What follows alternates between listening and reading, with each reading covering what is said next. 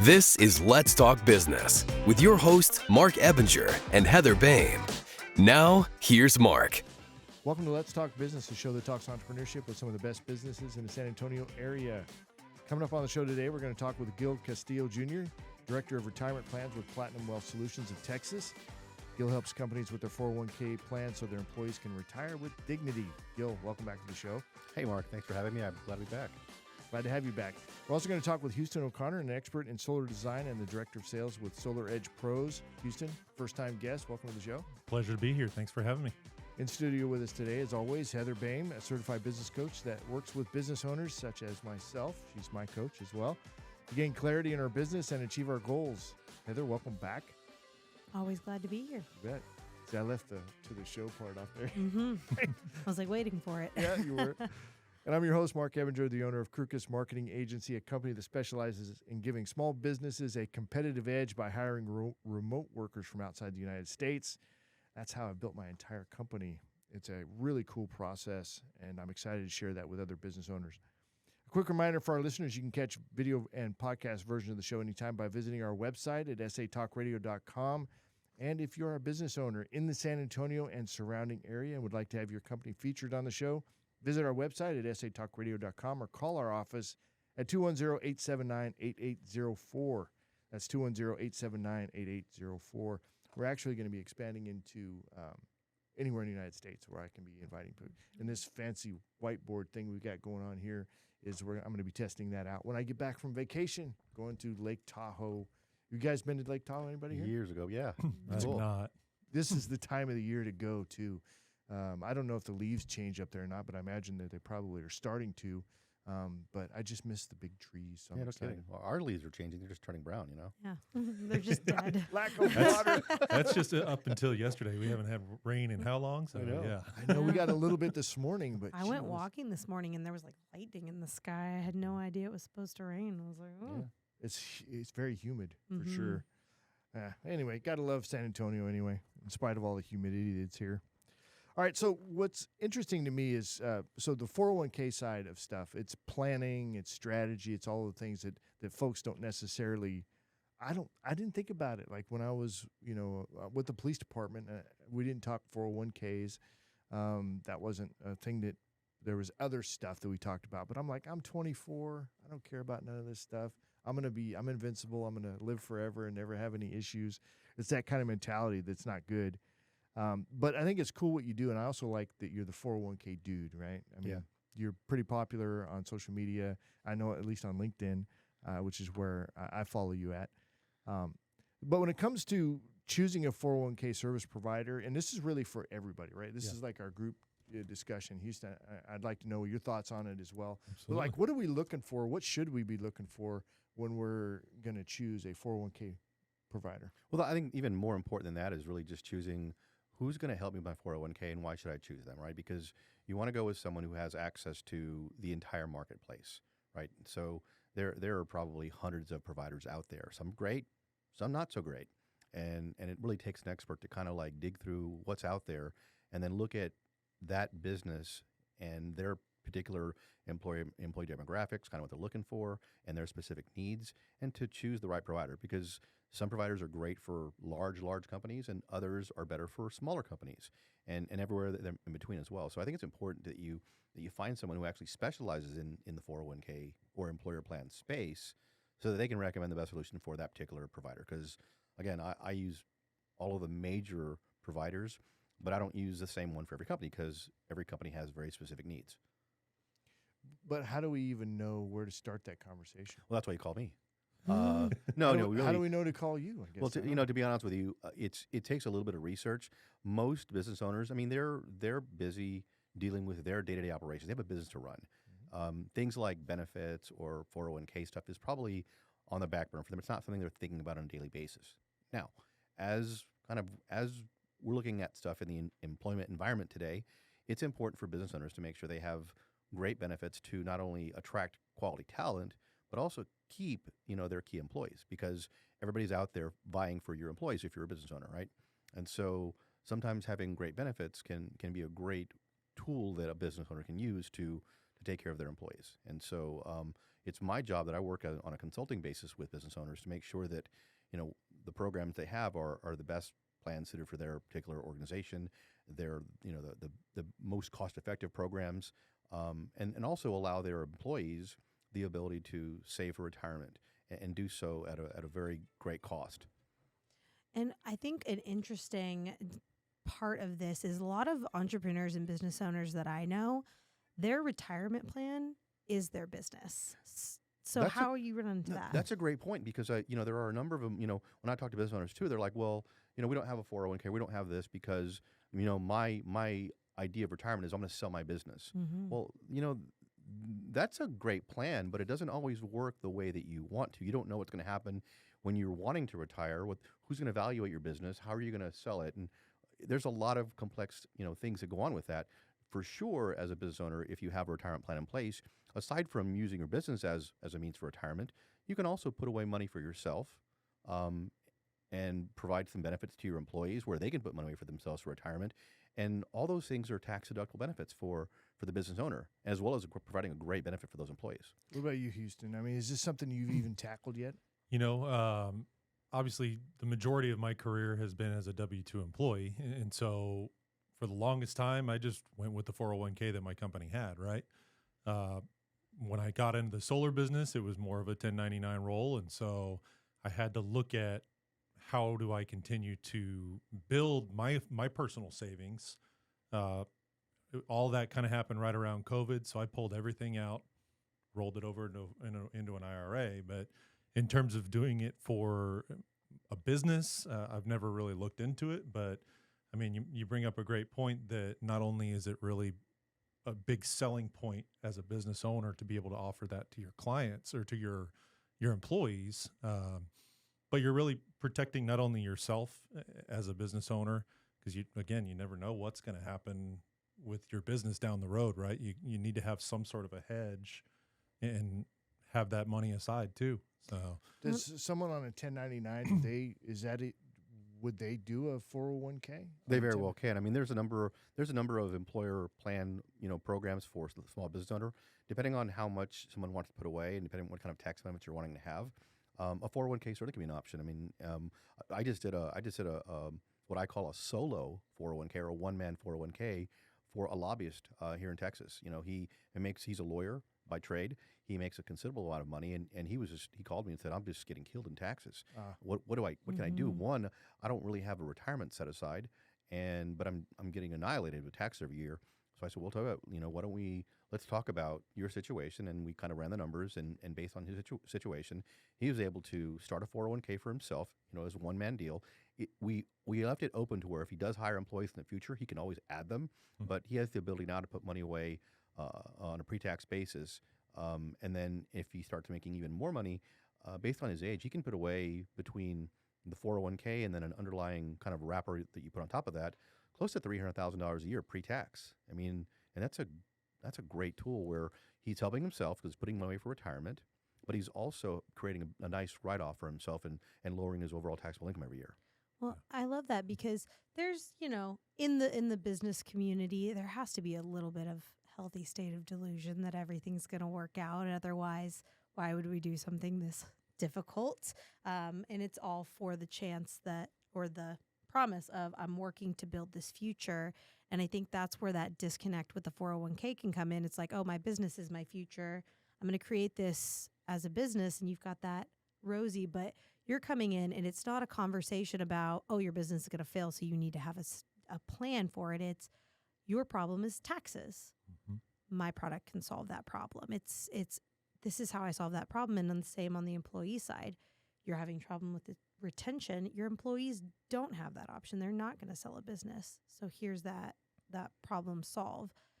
Is that the dynamic you find most of the time with this? That's part of it. But I think even more important than that, because especially with a very small business where you have like maybe the main owner and maybe one or two key employees, remember the success of that business, especially if it's very successful, it's successful because of that owner, the founder of that business. And once you take that person out, it might still be successful, possibly, but it might not because of all the work that individual's done. So is your business going to be as valuable to the next owner if you're not there?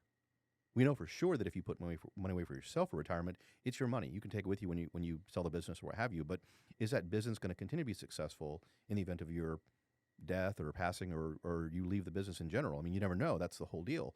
Because I think if you have a really dynamic owner and he does a great job of marketing his business and going out there and building it, is that next owner going to be able to do that? I don't know. Or what if that person passes unexpectedly? How is that the spouse or the widow now going to be able to sell that business off at what the owner originally thought he was going to sell it for? Who's going to buy it? I mean, so there's so many complexities when you start thinking about business succession planning.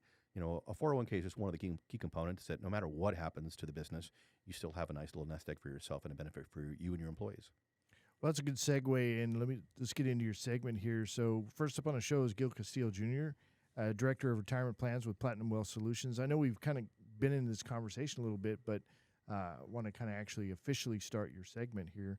When it comes to 401k plans, obviously Gil is an expert in that field. He's known as the 401k dude. He's been on the show before. So, Gil, welcome back to the show. It's good to have you here. Mark, Heather, thanks for having me. It's always a pleasure to be back with you guys. Yeah. We'll keep promoting the show on LinkedIn, man. I'll keep inviting you over here. Will do. So, you're a member of Advisory Group's Retirement Plan Advisory Council. What is that? So basically, Advisor Group is a large organization. It's thousands and thousands of advisors nationwide as part of firms throughout the country. But there's only a few advisors that truly specialize in employer retirement plans. And so I'm part of probably one of 50 advisors nationwide that were selected to be part of the advisory council. And we meet throughout the year and discuss things that are going on in the industry. We learn from other thought leaders, and then we kind of bring that back to our home and then use that information. And we also work as a lobby force behind helping the average worker to have access to great employer retirement plans and business owners to be able to offer these programs to their employees too. So in your experience, what are some of the biggest challenges new 401k advisors would face? If somebody's going to get into your line of business, this is fascinating to me. Is like, well, first off, how did you get, just real quick, because I know you've been on the show before, but for somebody like leading into this part of the question that I want to ask is, how do you get started in something like this? What motivated you to do that? So I kind of fell into it. It's not like I grew up one day and said, I'm going to grow up and be a retirement plan or a 401k advisor. I kind of fell into it. And really, once I got into this industry, I fell in love with the industry. I loved the ability of consulting with business owners in the community, helping their employees have improved retirement outcomes. And at the end of the day, really helping those businesses have great benefits to their employees, saving them a bunch of money, taking something that's kind of mundane for them off their plate, let them handle what they do best, and let me handle the employer retirement plan part of the business for them to make sure that their employees can have access to great benefits and better retirement outcomes, really. Well, if somebody's wanting to do this as a business, get involved in that same in the same line of work, where do they start? What do they do?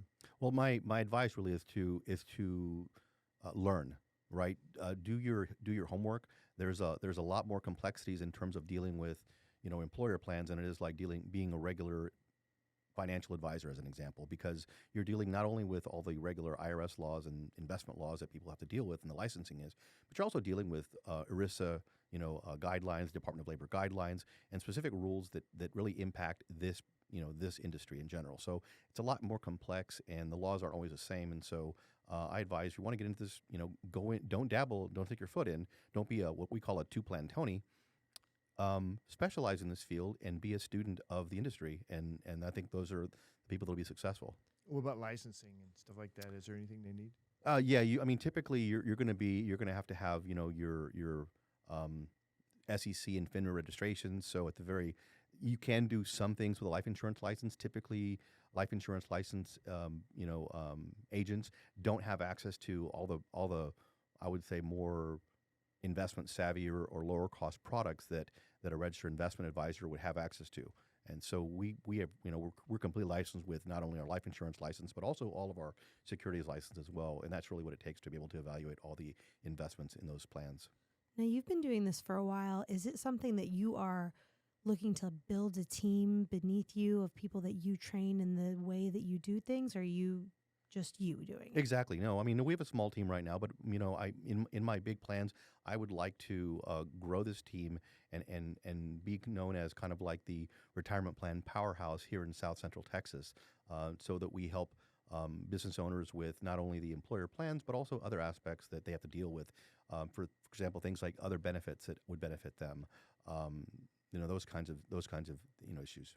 So what's the culture of the team that you're building? You're a very relational person. You're a leading member in several boards that I just know of. I'm sure there's more that I don't know of.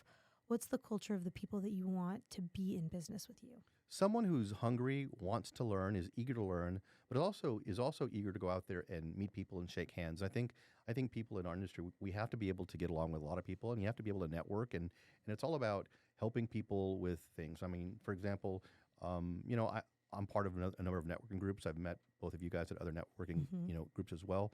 And I have business owners every once in a while that'll reach out to me and they'll say, "Hey, can you help me with this?" And it may be something that I don't do at all.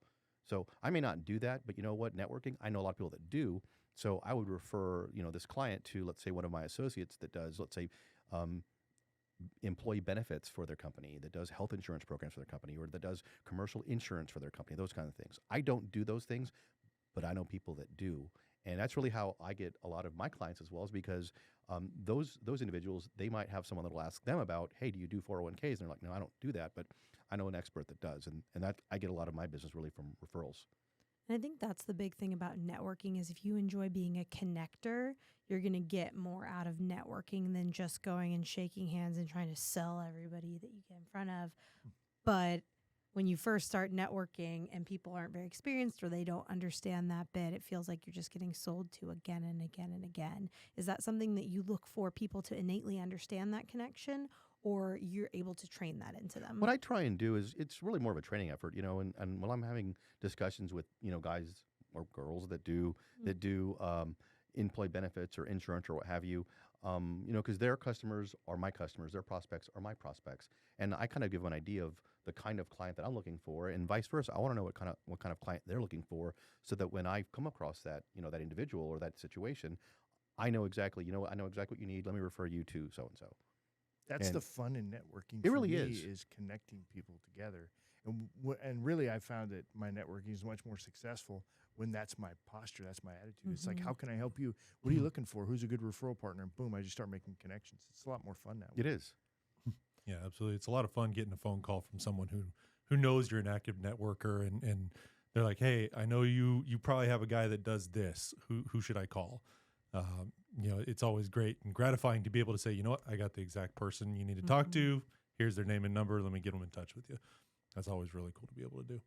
How are you expanding your business now? I mean, primarily through networking, or Primarily- community outreach, or both?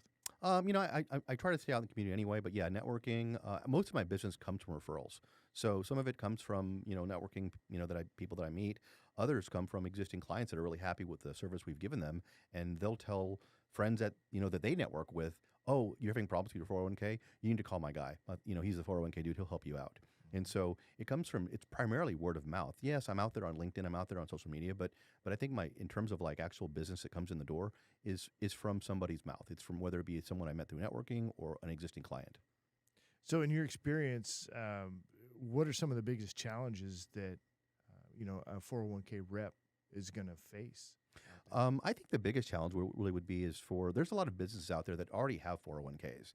The drawback is, they're doing what they do best. They're running their business. It could be a plumber, electrician, or AC person, or a manufacturing company. They're doing that job.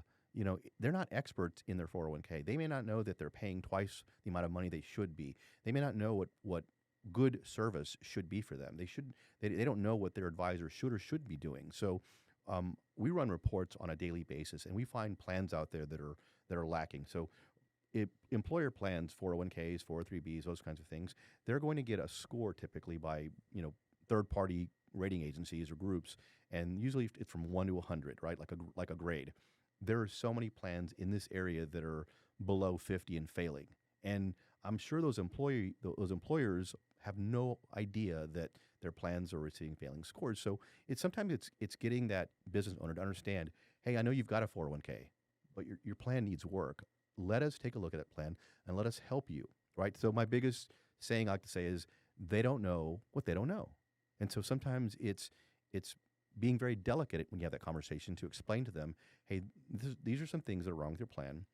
Bring us on. Let us help you fix it. At the end of the day, we're going to probably save you a ton of money, provide you better service, and then you'll realize the kind of service that you should have been receiving and just weren't. And I think that's the difference in having a relationship with the people that you do business with, because they come to you with a higher level of trust and they're more willing to be transparent and give you that information versus coming in cold and just door knocking and be like, let me take a look at your delicate financial information. It's going to be a hard pause, especially for something like a 401k where if it ain't broke, don't fix it mentality. I'm sure you run up against that a lot. You're 100% correct. And really for me, I think the plans that where I have the greatest amount of success, especially let's say faster success, is when someone refers you to the person who really handles that, because it's a warm introduction. It's not, you didn't just call someone on the phone and say, hey, I need to talk to so-and-so, because they don't know who you are. Mm-hmm. But when they receive that referral from a trusted partner that they trust, it opens the door completely for you, and they're more than able to provide you everything you need to help them out. Yeah, San Antonio seems like it's very much that way too. Referrals work extremely well. They work well everywhere, but it seems like it's even more ingrained in our system here. Oh, I was on a call last week with the U.S. Chamber of Commerce because we're doing a program through the San Antonio Chamber, and they were asking me, like, how is San Antonio different? What have you noticed? And that was one of the first things I told them. This is a very relational city. You can't just come in and be able to, plug in transactionally and expect to get all the business, because there are relationships here that people have formed over years, and it's a 300-year-old city, and it's very family and relationally oriented, and they're all like, oh, okay, that's good to know, but it's the nuance of the cities that you go to. It's a big, small town. Mm-hmm. Mm-hmm. That's a good way to say it. And with of course, with Austin growing and the whole corridor between us, what do they call it? What's the phrase? It's the Texas Triangle between Austin, San Antonio, and Houston. Houston, yeah. I don't know. It sounds like a movie or something. Texas Triangle. All right. Well, Gil, thanks for that. If folks want to get in touch with you, how do they do that? Hey, they can reach me directly at 210-998-5008. Awesome. And then, of course, find you on LinkedIn, right? Gil, You can find me on Castillo LinkedIn. Jr. Yes, you can look at Gil the 401k Dude. Sweet. Are you at 401k Dude on I am. Insta? I love it. Nice. All right, cool. Thanks, Gil. Appreciate it. All right, next up on the show is Houston O'Connor, an expert in solar design and the director of sales with Solar Edge Pros. Houston, welcome to the show. Thank you for having me. So, SA Current Best of Winner in 2023, Express News Top Workplace 2023, 4.9 Google rating, 148 reviews, Inc. 5,000 Fastest Growing in 2023, Next Door Neighborhood Fave, that's got to be a nice thing at 2023, and Solar Power World Top Contractors 2023. Sounds like you guys are doing some very forward-thinking marketing there, or at least keeping track of your stats. Absolutely. A little bit of both. Okay. We are definitely trying to get our names out there as much as possible, using the place where everybody is already, which is the internet, right? Social media, everybody's active there, and so I've found, as I've kind of built my solar business, that's where the majority of my business has come from, either online-based, social media-based advertising, or networking, like we've talked about before.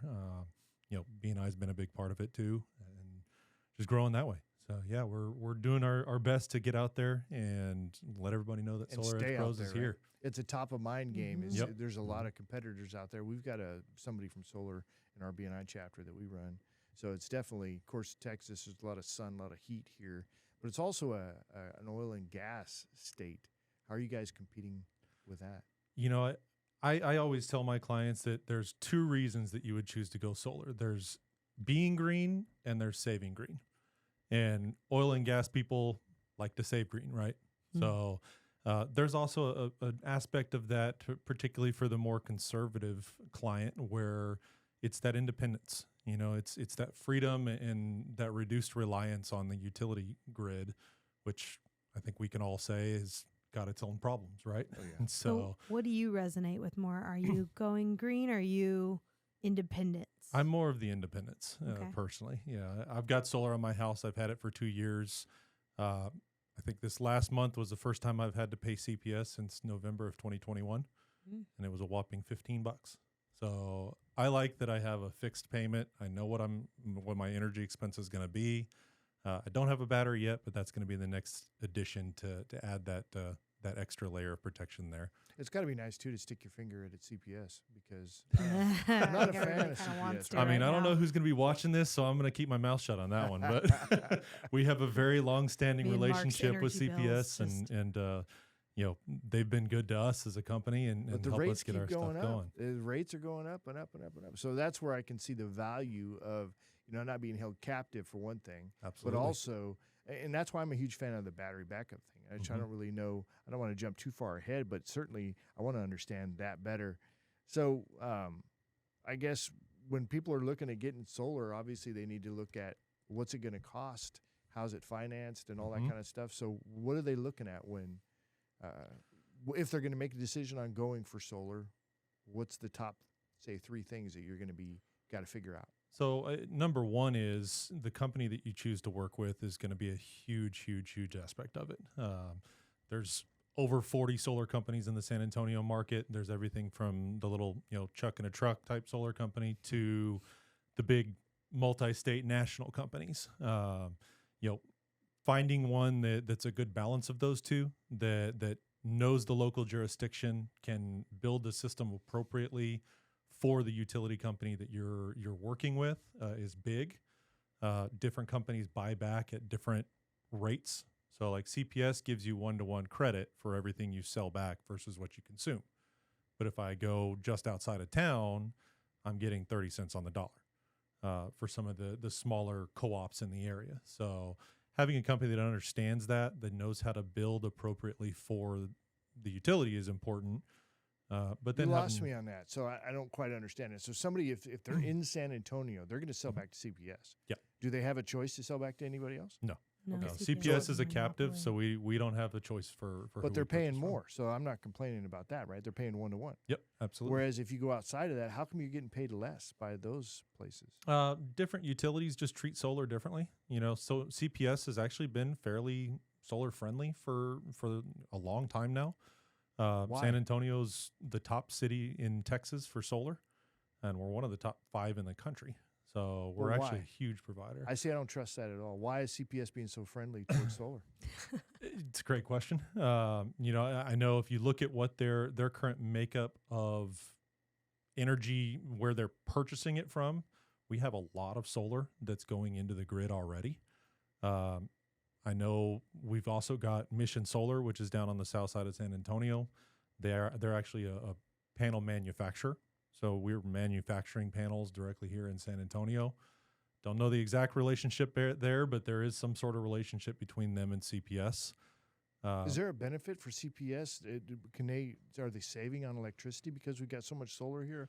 There's a catch in there somewhere. I just want to know what it is. So I'm seeing more and more where utilities are recognizing that the more homeowners or businesses that choose to go solar, particularly those with a battery, the more they reduce the reliance on the grid. And when we're in a situation like we are right now, where there's a lot of demand on the grid, especially in the summertime, that kind of decentralized production means they're not having to build solar farms or coal fire plants or anything like that, but they're getting to use the benefit. So good on CPS, I guess, for having that mindset where they can understand they're not being overly greedy, that they're really paying attention to the infrastructure and the citizens that are part of that. Well, speaking of that, CPS used to give rebates for solar, and that's no longer the case. Is that correct? On the residential side, no. They stopped that last December. But on the commercial side, for small commercials, so anything under 100 kilowatts in system size, or for nonprofits, they do still have rebates available. Those rebates cap out at $80,000. So is that going to be enough to purchase an entire system? It's not going to be a whole system. They have some limits as far as what that provides, but typically it ends up being about 10 to 20% of the cost of the system overall. Okay. And then by the time you factor in the additional incentives from the federal government level, particularly on the commercial side, it becomes very, very attractive.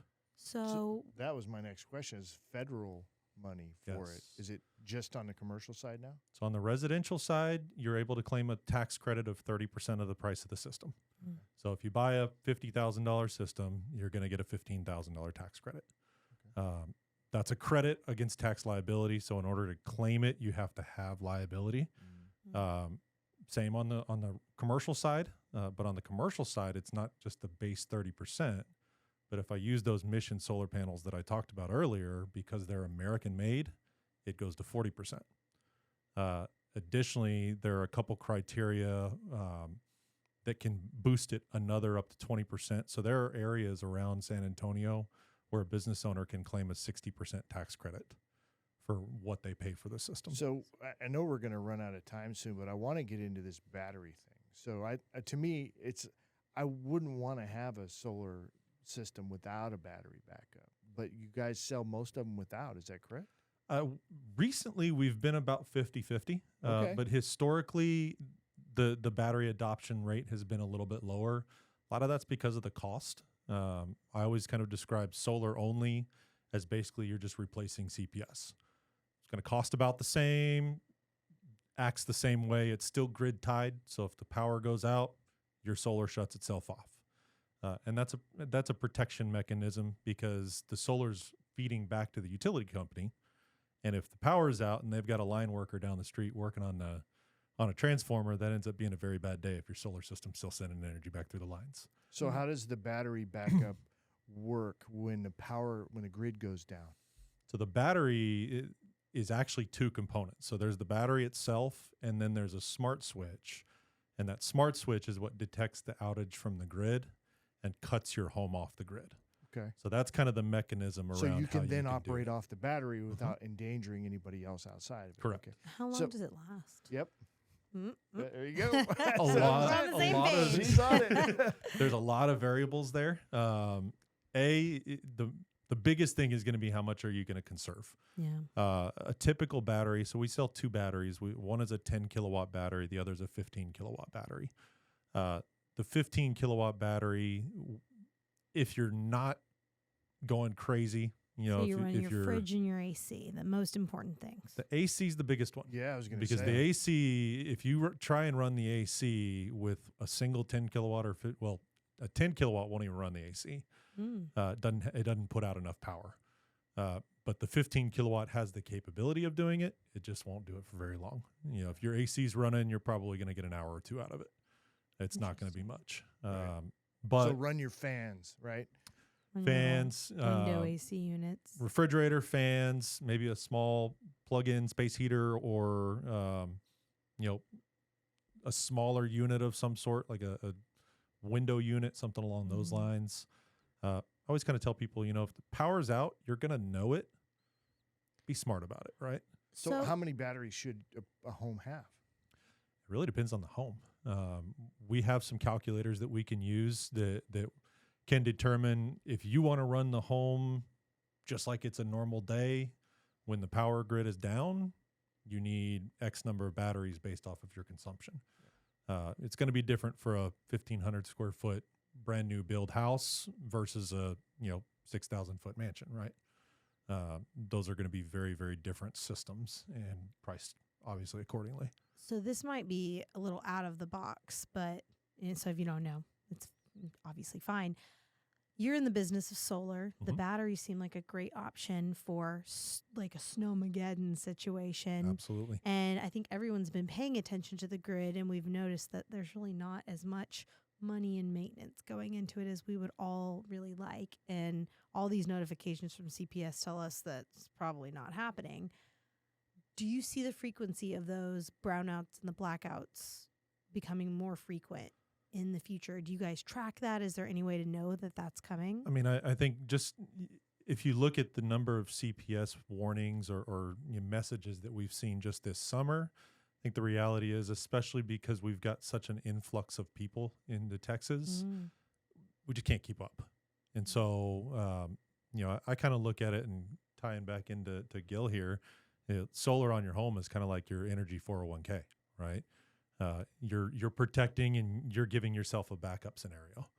And that's really what it comes down to for me, is that it's taking ownership and getting rid of the rental payment, which is basically I what like that CPS analogy, is. by the way. So it's like renting versus buying when you get solar.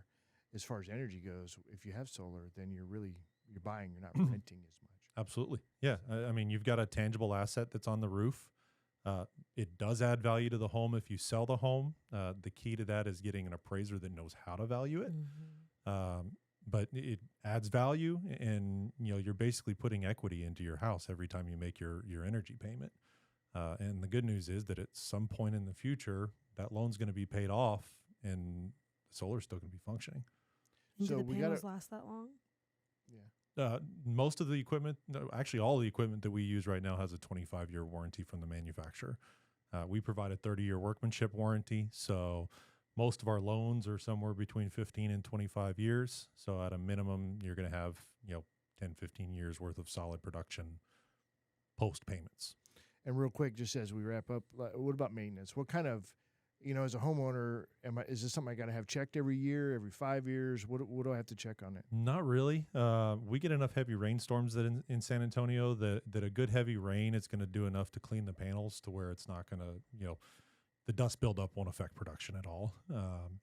Every 3 or 4 years, you might want to get a power washing company to come out and just give them a good spray down. But for the most part, the rain does the job. As far as the other equipment, there's really no moving components, so there's nothing to maintain. Our systems all provide active monitoring, so you'll be able to see on a daily, hourly, even every 15-minute basis just how much your solar system is producing and identify any potential issues that could come up from there. What about the batteries as far as maintenance, or how long do they last? So the batteries typically come with a 10 to 12-year warranty. Guaranteeing about 80% charge capacity at that 10-year mark. So will they be 100% efficient after 10, 15 years? No, but the reality is they're still most likely going to work. Cool. All right, Houston, if folks want to get in touch with you, how do they do that? You can call our office. It's 210-401-9030, or my direct cell phone, 210-831-7691. Also visit our website at solaredgepros.com or check us out on social media. All over the place. Thanks, Houston. Appreciate it. All right, as we wrap up the show, just a reminder to check out our latest podcast. You can catch video versions of the show anytime by visiting our website at stalkradio.com. Great job, everybody. We appreciate it. Thanks so much.